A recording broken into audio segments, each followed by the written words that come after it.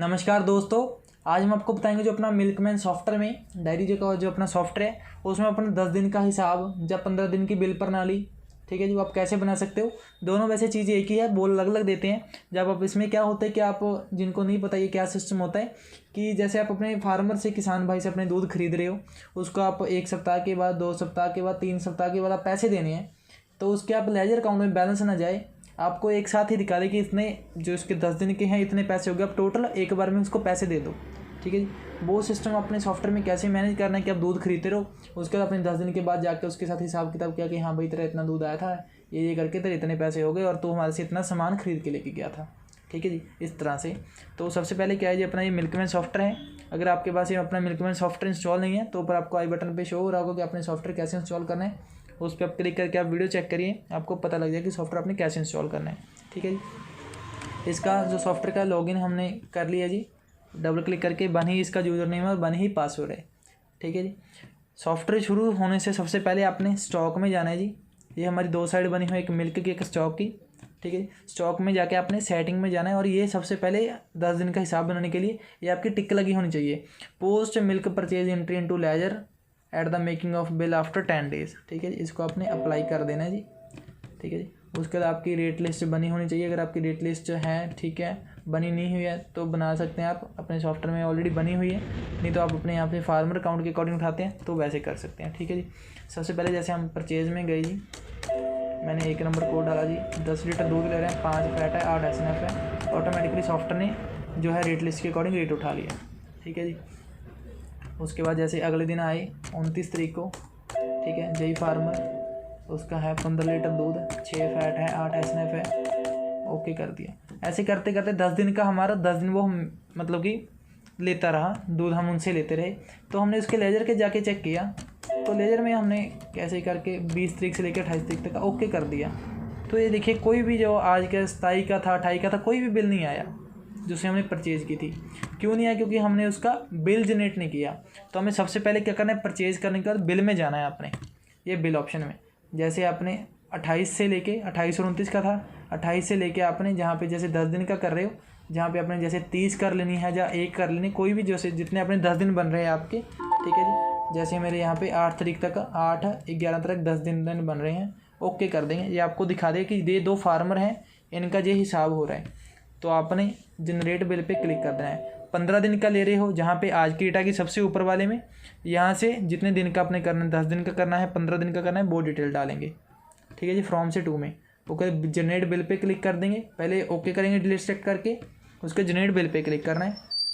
Generate bill pay करोगे आपको okay दिखा देगा जी, उसके बाद आपने क्लोज कर देना है। ठीक है जी,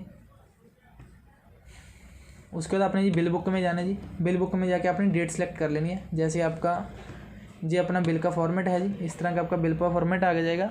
अगर आपने इसमें कुछ चेंज वगैरह करना है वो आपका चेंज भी हो जाएगा। मैंने 28 तारीख से लेके जी 29 तारीख तक का मैं किया था, नहीं तो मैंने 08-11 तक के ओके कर दूँगा। ये देखो जी, 28 तारीख से लेके 11 तारीख तक के जो अपने फार्मर की डिटेल दिखाती, इसको आप प्रिंट पे क्लिक करोगे। प्रिंट पे क्लिक करके इस तरह से इसकी अलग अलग पर्ची जो है दोनों बंदे की निकल जाएगी। ठीक है जी, अभी हम जाके लेजर चेक करेंगे इनका। लेजर में देखो 1 नंबर का आपको दिखाएगा, अभी 08-11 तक ओके कर देंगे।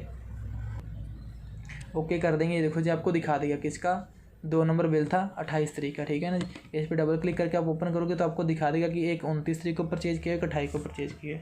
ठीक है जी, इस तरह से।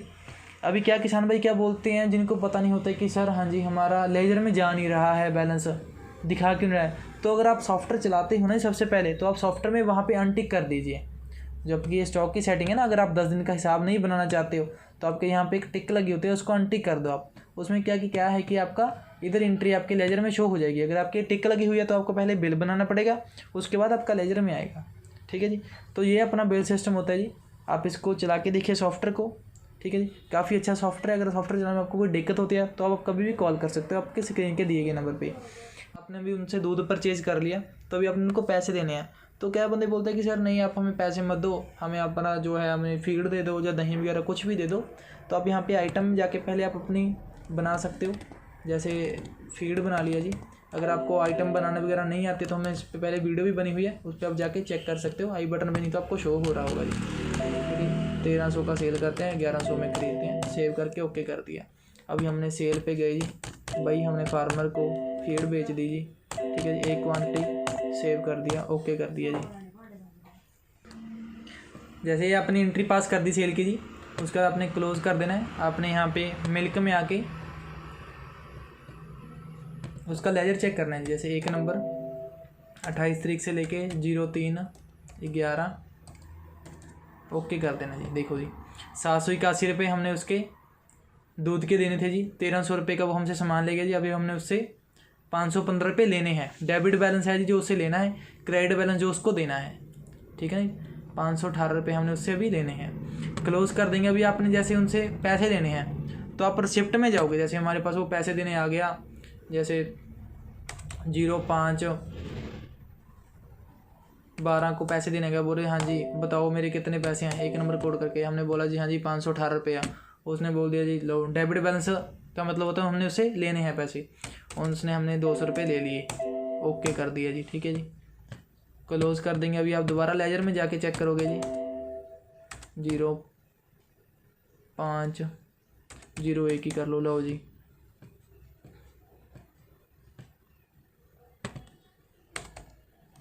Zero 1/2021, 1 minute, 06/07/12 okay. ये देखो जी 200 रुपया उसने हमें जो ले लिया था, अभी हमने उससे 318 रुपये लेने हैं, ठीक है जी। उसके बाद वो क्या हुआ, हमसे वो पैसे फिर ले गया। पैसे ले गया तो हमने पेमेंट पे कर देना है जी। सामान ले गया तो हमने स्टॉक में जाके एंट्री कर देना है। पेमेंट में जाके हम उससे पैसे दे सकते हैं जी, रसीट में जाके हम उससे पैसे ले सकते हैं। पेमेंट पे गए जी, हम पेमेंट पे गए जी, डेट सेलेक्ट किया। जैसे हमें वो ले गया जी 25 तारीख को, 25/12 को 1 नंबर कोड था जी, वो हमसे दिखा देगा कि 318 रुपये हमने उससे अभी लेने हैं, ठीक है। फिर हमसे वो पैसे लेके यार सपोज 1000 रुपया ले गया जी। कुछ यहाँ पे रिमार्क वगैरह डालना है कि कहाँ पे जा रहा था, मैरिज पे जा रहा था या शादी डालना है, कुछ भी जो रिमार्क वगैरह डालना है ताकि उसको भी याद रहे और आपको भी याद रहे, तो वो चीज़ आप यहाँ पे लिख सकते हैं, ठीक है जी। अभी आप दोबारा लेजर में जाके उसके चेक करोगे जी, से लेके जैसे 28/12 तक ओके कर दिया। देखो प्रॉपर आपको सारे रिकॉर्ड दिखाता रहेगा। 1318 रुपये हमने उससे लेने हैं अभी। अगर आप बैलेंस में जाके उसको चेक करोगे, जैसे 28/12 तक ओके कर दोगे तो आपको सारे फार्मरों के दिखा देगा किससे आपने कितना पैसा लेना है, क्या बात है। ये देखो ये फार्मर है, हमने इससे 10 नंबर से 1500 रुपये क्रेडिट बैलेंस है जी, ठीक है। प्रॉपर एक फार्मर का आपको सारी चीज़ें दिखा देगा। अगर आप समरी में जाओगे जी, समरी में जाके आपने जहाँ पे डेट डाली जी 28/12 करके ओके कर दिया, देखो आपको दिखा देगा कि इस फार्मर का आपका ये हिसाब किताब है। 2300 रुपये अब उसके पास गए हुए हैं जी। अभी हमने उसे 1318 रुपये लेना है सिर्फ। इस तरह से आप सॉफ्टवेयर में बहुत ही सारी चीज़ें मेंटेन कर सकते हो। आप सॉफ्टवेयर को चला के देखिए, अगर आपको चलाने में कोई प्रॉब्लम होती है कभी भी आप स्क्रीन के दिए गए नंबर पर कॉल कर सकते हैं, ठीक है जी। आपकी हर प्रॉब्लम जो है सॉल्व होगी। थैंक यू जी, शुक्रिया।